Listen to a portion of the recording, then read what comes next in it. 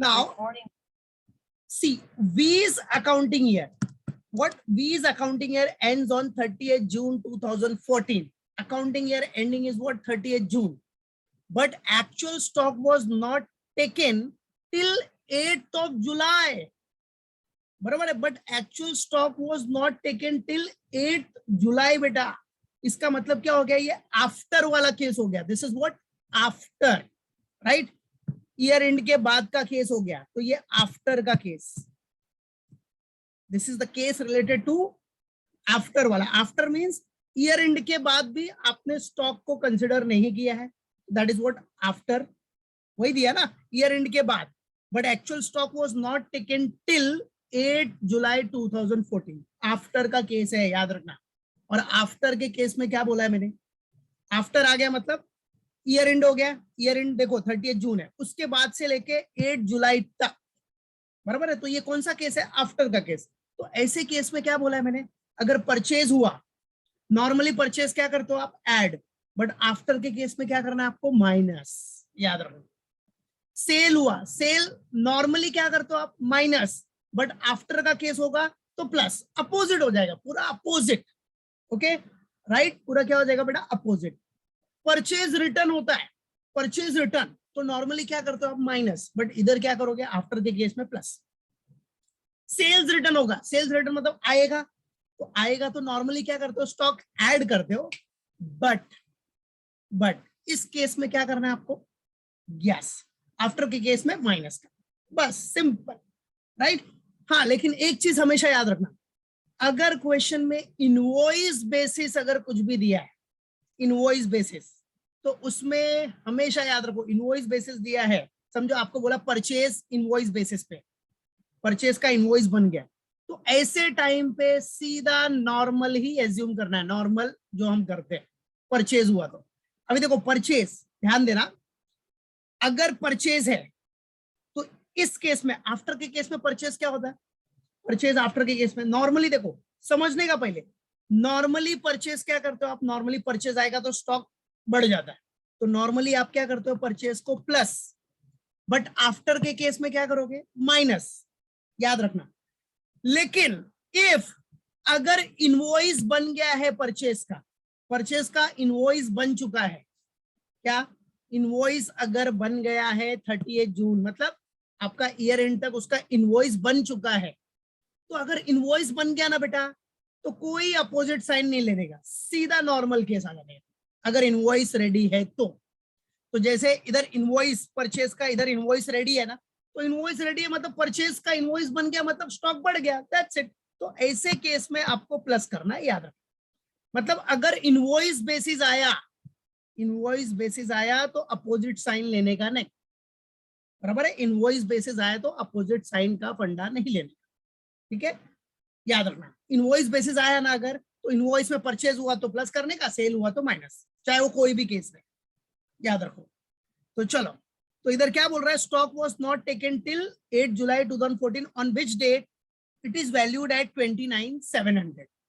अब देखो स्टॉक कितना दिया था? 29,700. The following additional information is available. आ जाओ, पहला एडिशनल इंफॉर्मेशन क्या है? Sales are entered in the sales book on the date of dispatch. ठीक है. Purchase are entered in the purchase book on the date of, on the day invoices are received. ये सब तो common case है अपना. Sales from 1st July 2014 to 8 July 2014 are 34,400. अभी देखो क्या बोल रहा है, जो सेल्स है आपका, क्या बेटा? Sales from 1st July to 8 July. याद रखना, 1st जुलाई से लेके कभी तक का 8 जुलाई तक का सेल्स आपको दिया है, दैट इज 34,400. अब सेल्स क्या करना है बेटा? आफ्टर का केस है ना ये. आफ्टर के केस में सेल्स क्या करोगे? अगर कभी भी ऐसा डाउट हुआ ना, तो पहले क्या करने का? First you have to assume is normal case, assume that normal case. Normal case में सेल्स क्या करते हो आप? माइनस. तो आफ्टर के केस में क्या करोगे? प्लस कर दो ना, खत्म. बराबर है? आफ्टर के केस में क्या करना है आपको? सेल्स ऐड करना है. That's it. सब थियरी में बताइए, याद रखना. So purchases from 1st July 2014 to 8 July 2014 are 2,400. ना उसे परचेज दिया इधर। अब परचेज देख लेने का, इनवॉइस किधर दिया, इनवॉइस बना है क्या, नहीं बना है, ठीक है, तो कोई बात नहीं। तो परचेज अभी दिया है 2400, आफ्टर का केस है, आफ्टर का केस है। तो परचेज क्या करो, पहले नॉर्मल केस में क्या होता है, परचेज, परचेज आया, परचेज हुआ तो स्टॉक बढ़ता है, राइट है, गुड्स आ जाएगा, तो परचेज हुआ तो स्टॉक इंक्रीज होगा, नॉर्मल केस। बट ये तो आफ्टर का केस है ना बेटा, आफ्टर के केस में क्या हो जाएगा, साइन अपोजिट कर दो, माइनस, सिंपल समझने के लिए, ठीक है। परचेज का केस है बेटा, नॉर्मल केस में परचेज आएगा तो स्टॉक बढ़ेगा तो प्लस, बट ये आफ्टर का केस है तो माइनस, सिंपल, खत्म, फिनिश, याद रखना। उसके बाद जो नेक्स्ट दिया है, अब ये जो नेक्स्ट परचेज है ना, परचेज देखो, अब नेक्स्ट वाला जो परचेज है 5th नंबर वाला, उसमें इनवॉइस बन गया, इनवॉइस, इनवॉइस बन गया। तो कभी भी याद रखो, इनवॉइस बन गया ना बेटा, इनवॉइस क्या बन गया, अगर इनवॉइस बन गया है तो कुछ भी देखने का नहीं, सीधा क्या करने का, इनवॉइस बन गया ना तो परचेज आया, परचेज हुआ तो स्टॉक बढ़ गया, बराबर है, तो प्लस कर देने का, सिंपल। इनवॉइस बन गया ना इसलिए, तो इसको बोलते हैं इनवॉइस बेसिस। देखो थियरी में नोट्स में लिखा है मैंने, इनवॉइस बेसिस आया तो इनवॉइस बेसिस में जो भी हुआ है, परचेज हुआ तो स्टॉक बढ़ गया तो प्लस करने का। अब बोलेगा सर ऊपर फोर्थ वाले में प्लस क्यों नहीं किया, उधर इनवॉइस बना है क्या, फोर्थ वाले केस में इनवॉइस बना है क्या, नहीं ना, इसलिए हमारा आफ्टर का केस जो चालू है, जो आफ्टर का केस है उसके हिसाब से लेने का, खत्म, बराबर है। तो इसलिए ऊपर वाले परचेज में माइनस हुआ है, और नीचे जो परचेज है उधर इनवॉइस बना है, इनवॉइस बेसिस पे है, so if it is on invoice basis, so simple सा फंडा है, परचेज हुआ तो प्लस, स्टॉक बढ़ेगा तो प्लस कर देने का, सिंपल, दैट्स इट। चलो, rate of gross profit is 33.33% on cost. Gross profit का रेट क्या है, 33.33% ऑन कॉस्ट। तो इधर तो वर्किंग नोट करना पड़ेगा, क्यों, अभी देखो सेल्स है ना इधर, ये सेल्स का सेलिंग प्राइस है, 34,400 सेलिंग प्राइस है, तो इसको भाई कॉस्ट में कन्वर्ट करना पड़ेगा, क्योंकि रिकॉर्डिंग तो कॉस्ट में ही होगा ना बेटा, तो वो करेंगे। तो चलो अभी देखो आपको कितने आइटम प्लस और कितने आइटम माइनस मिल रहे हैं, ये देखो, ये फर्स्ट सेल्स वाला प्लस हो जाएगा, और ये 5th वाला एडजस्टमेंट जो है परचेज बेसिस, इनवॉइस बेसिस पे, वो प्लस हो गया, और एक माइनस हो गया 4th वन वाला, ठीक है, मालूम पड़ा। तो आपके पास 2 प्लस है और एक माइनस है, याद रखना, two items are to be added and 1 item is to be deducted, बराबर है। तो चलो स्टेप बाय स्टेप हम लोग सॉल्व करते हैं, ये याद रखना, सिंपल एकदम, पहले क्वेश्चन में देख लो क्या प्लस करना है क्या माइनस करना है, उसके बाद सिर्फ अरेंज करना है आपने। So let's get ready everyone. तो पूरा क्वेश्चन डिस्कस किया, सम सॉल्व करने के लिए जो बिजनेसमैन है उसका नाम ऊपर दिखाना तो दिखा दो, वीज बुक्स, वीज दिखा दिया, वी उसकी बुक्स है, in the books of V. चलो आप कर क्या रहे हो नॉर्मली, ठीक है, statement of valuation of stock, तो ये मेन है आपका statement of valuation of stock as on 30 June. आपको ईयर एंड तक कितना स्टॉक है वो निकालना है, तो आफ्टर का जो भी स्टॉक दिया है, आफ्टर ईयर एंड के बाद वो सब एडजस्ट करने के बाद आपको ईयर एंड पे कितना स्टॉक आएगा, बराबर है, क्लोजिंग स्टॉक होगा, वो आपको कैलकुलेट करना है। सो आपने पूरा फॉर्मेट बनाया, नंबर 1 सबसे पहले फिजिकल स्टॉक आपका आफ्टर ईयर एंड कितना था, मतलब physical stock as on 8 July 2014 आपका फिजिकल स्टॉक है 29,700, जो कि क्वेश्चन में दिया है, ये देखो it is given in the question, देख सकते हो आप कि but actual stock was not taken till 8 July 2014 on which date it is valued at 29,700, तो उसका वैल्यूएशन है 29,700 दिखा दिया। अब इधर एग्जाम में जो भी ईयर आए वो ईयर आपको दिखाना है, वेदर इट इज 2018, 2020, 2021, जो भी ईयर रहेगा वो आपको शो करना है, उसमें टेंशन लेने की जरूरत नहीं, ठीक है। चलो 29,700 आ गया स्टार्टिंग पॉइंट, ठीक है, तो आपने स्टार्टिंग पॉइंट दिखा दिया। अब आपने क्वेश्चन पहले ही देख लिया, उसमें क्या क्या ऐड करना है, what items are to be added. तो सबसे पहले आपको क्या ऐड करना है बेटा, सेल्स, तो सेल्स ऐड करना है, लेकिन स्टॉक वैल्यूएशन कर रहे हो ना, इन्वेंट्री वैल्यूएशन कर रहे हो, तो सेलिंग प्राइस नहीं आना चाहिए, कॉस्ट आना चाहिए, सेल्स का भी कॉस्ट प्राइस होना चाहिए, जिसको आप बोल सकते हो कॉस्ट ऑफ गुड्स सोल्ड।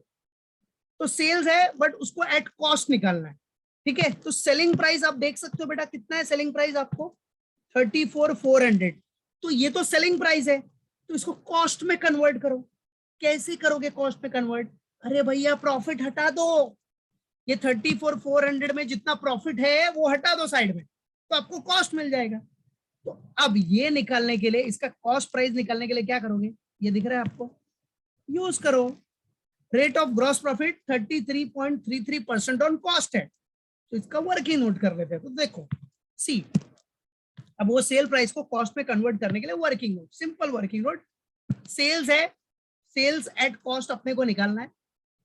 तो इंफॉर्मेशन क्या दी है बेटा? Profit 33.33% on cost. अब प्रॉफिट 33.33% ऑन कॉस्ट है, व्हाट डज इट मीन कि कॉस्ट आपको क्या लेना है बेटा? 100। प्रॉफिट 33.33% ऑन कॉस्ट मतलब कॉस्ट को क्या एज्यूम करना पड़ेगा आपको? 100 ऑन कॉस्ट है ना, तो कॉस्ट को 100 एज्यूम करो। कॉस्ट हो गया आपका 100, प्रॉफिट कितना है? 33.33, तो सेल्स कितना हो जाएगा? 133.33। Your selling price will be what? 133.33। That's it. So अब रेशियो बना लो, cost is to sales, cost is to sales का रेशियो। तो अगर आपका कॉस्ट 100 है, कॉस्ट 100 है, तो सेलिंग प्राइस कितना होगा? Selling price that is 133.33। If cost is 100, your sales will be 133.33। तो आपको अब सेल्स तो पता ही है, सेल्स का अमाउंट 34,400, तो नीचे दिखा दो 34,400 अगर सेल है तो कॉस्ट कितना? Normal maths, simple. देखो कॉस्ट अगर 100 है तो सेल्स आपका 133.33 है, तो सेलिंग प्राइस अपने को दिया कितना है? टोटल सेल्स 34,400, ये सेल प्राइस है पूरा, total sale price, total sales amount कितना आया? 34,400। तो इसका कॉस्ट क्या होगा? So what will be the cost? So cross multiply, ठीक है। So 34,400 into 100 divide by 133.33, so you will get the cost. तो कितना आया था कॉस्ट? हाँ राउंड ऑफ कर दो, तो 25,000 कितना आ रहा है? 800, बराबर है। 25,800 का कॉस्ट आ गया, ठीक है। सो अब यही 25,800 अपने को इधर प्लस करना है, तो इनर कॉलम में लिख देता हूं क्योंकि एक और प्लस करना है अभी अपने को। 25,800 और वर्किंग नोट दिखा देने का इधर, वर्किंग नोट नंबर 1 से आया, दैट्स इट, ठीक है। चलो अब उसके बाद सेकेंड आइटम कौन सा प्लस करना है मेरे बच्चों? सेकेंड अपने को क्या प्लस करना है? ये होने के बाद, यस बराबर है, ये होने के बाद और क्या प्लस करना है? आ जाओ सी, और देखो, और एकदम एग्जैक्ट आंसर लेना है अगर, तो अभी देखो इधर क्या किया? राउंड फिगर लिया आपने 25,800, 0.64 आ रहा था, इसलिए चलो एक नियर अबाउट 0 में आ रहा है, इसलिए राउंड फिगर लिया। बट एकदम एकदम एग्जैक्ट लेना है तो आप क्या कर सकते हो? 25,800.64 है ना, तो 25,801 ले सकते हो, बराबर है, क्योंकि पॉइंट के बाद 6 है तो 801 हो जाएगा। तो ठीक है, एकदम एग्जैक्ट वाला ही ले लो, कोई बात नहीं। ये तो राउंड फिगर था 0 में, इसलिए हमने इधर दिखा दिया, बट कोई इशू नहीं। 0.6 है तो 801 ले लो, 801 ले लो। चलो इधर हम 801 कर देते हैं, एकदम कट टू कट 801, क्योंकि 0.6 है तो 801 ले लेते हैं बेटा राउंड फिगर, और इधर भी दिखा देते हैं 801, 801, ठीक है। चलो वेरी गुड बेटा, रोशनी। चलो नाउ नेक्स्ट, और क्या प्लस करना है अपने को? आ जाओ, now what we have to add. देखो क्वेश्चन में देखो क्या ऐड करना है। और अब बच्चों अपने को ऐड क्या करना था?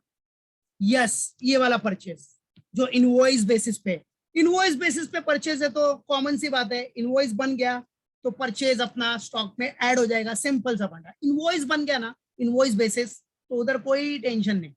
इनवॉइस बन गया तो परचेज है, परचेज होगा तो स्टॉक प्लस, तो ये आपका परचेज इनवॉइस बेसिस का इधर ऐड कर दो। अमाउंट कितना है इसका? 600, तो परचेज तो वैसे भी कॉस्ट पे होता है, तो आ जाओ इनवॉइस बेसिस है बेटा, so let's add it. So simple directly invoice basis है तो ऐड कर दिया, that is purchases invoiced up to 30th June 2014, ठीक है। अब इनवॉइस बेसिस है तो ओनरशिप इनवॉइस बेसिस के बेसिस पे ही ट्रांसफर होगा, इनवॉइस बेसिस है ना, तो सिंपल सा फंडा, इनवॉइस हो गया तो ओनरशिप ट्रांसफर हो गया, स्टॉक में ऐड हो जाएगा, सिंपल। चलो और तो कुछ प्लस करने वाला है नहीं आपका, तो get the total of this 25,801 plus 600 total कितना हो जाएगा? और हाँ कर लो फटाफट, तो 25,801 है, हाँ याद रखो, तो कितना हो जाएगा? 26,401 और बेटा 26,401 बराबर, यस 26,401। अब बेटा अब क्या करना है, ये भी प्लस कर लो, 29,700 प्लस 26,401 कितना आ रहा है? 56,101। देख लो, चेक कर लो, यही आ रहा है 56,101। परफेक्ट। चलो अब आ जाओ, अभी बेटा माइनस क्या करना है नाउ, एक ही आइटम था माइनस करने के लिए, वो कौन सा है जरा देख लो, माइनस करने वाला item. Yes here it is, see minus पे आपके पास है दिस वन, किधर गया ये वाला, परचेज, दिस परचेज जो इनवॉइस बेसिस पे नहीं था वो माइनस करना है। तो परचेज फ्रॉम 1 जुलाई टू 8 जुलाई 2400, तो परचेज में तो कोई टेंशन ही नहीं है ना बेटा, वो तो वैसे भी कॉस्ट प्राइस पे ही दिया है, तो चलो ये वाला माइनस कर देते हैं हम लोग। सो लेस, और ये सिंगल ही आइटम है तो डायरेक्ट आउटर कॉलम में लिख सकते हो आप बेटा। सो आ जाओ, less what, yes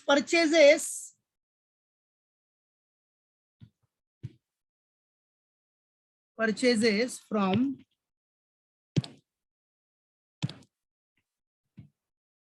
what, 1st July to 8 July,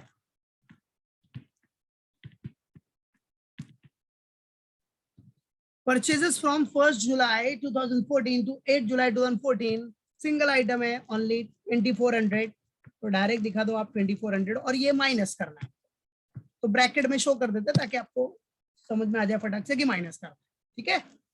चलो सो माइनस करने के बाद फाइनली आपका कितना आ रहा है, डिडक्ट किया आपने 56,101 माइनस 2400, तो कितना आ रहा है? 53,701। Very good, well done Gopi, well done Kundan, perfect, well done Raunak, yes very good Roshni.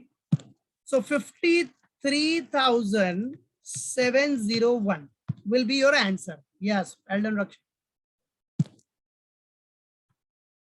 So 53,701 will be your answer. ये आंसर आ गया बेटा आपका, और इसी को बोलेंगे आप क्लोजिंग स्टॉक एज ऑन, या क्लोजिंग स्टॉक ऑन कभी डेट पे, कौन सा डेट है, year and 30th June. So closing stock on 30th जून आ गया आपका। So this will be what your second one.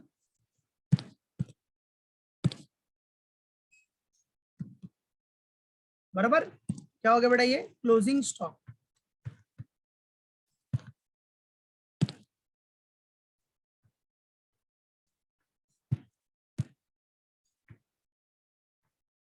Closing stock on 30th June 2014, that's it. तो आपको क्लोजिंग स्टॉक 30th June 2014 को मिल गया, that is 53,701। Finish, done, clear. तो ऐसे आपको arrange करना है आफ्टर के लिए, सेम वैसा ही है बिफोर जैसे है, सिर्फ इधर क्या हो रहा है, साइन अपोजिट हो जाएगा, सिंपल सा फंडा। सिर्फ इनवॉइस बेसिस जब भी आएगा, इनवॉइस बेसिस उधर हमेशा नॉर्मल लेना, इनवॉइस बेसिस का परचेज है तो ऐड हो जाएगा, इनवॉइस बेसिस पे सेल है तो माइनस हो जाएगा, याद रखना, ठीक है। तो ये हुआ अपना इधर ये सम फिनिश, गॉट इट।